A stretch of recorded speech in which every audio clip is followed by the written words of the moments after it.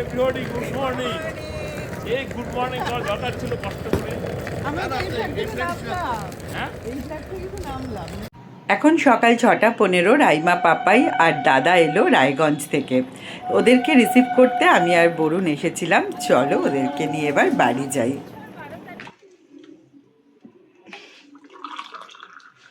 অভিষেকের টিমটা ও আর তার সাথে মোহনবাগান পাপাই আয়। সকাল 10:30 থেকে 11টা এটা দিদির তরফ থেকে।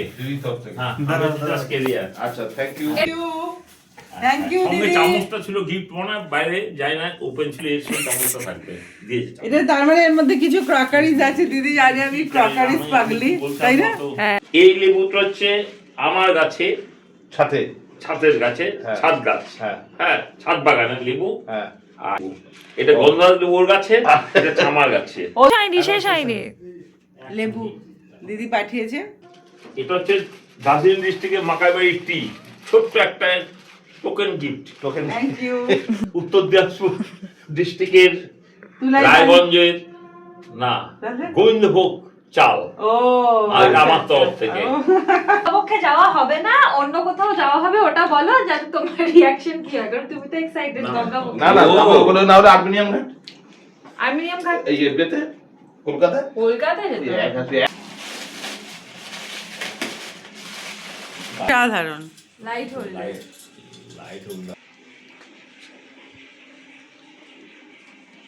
অসাধারণ দেখতে জিনিসটা।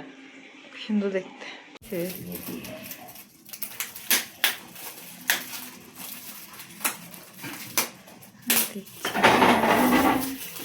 তুই দাদা কি ঘুমাবেন একটু? না, আমি তো একটু 1 ঘন্টা ঘুরি।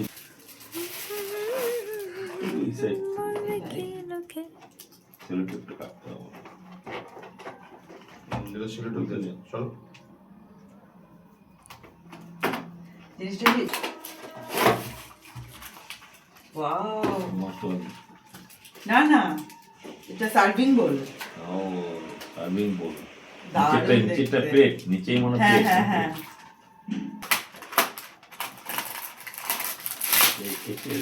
না যে হালকা সবুজ হতো, কচি কলা পাতার কালারটা হতো, হলুদ কম্বিনেশন।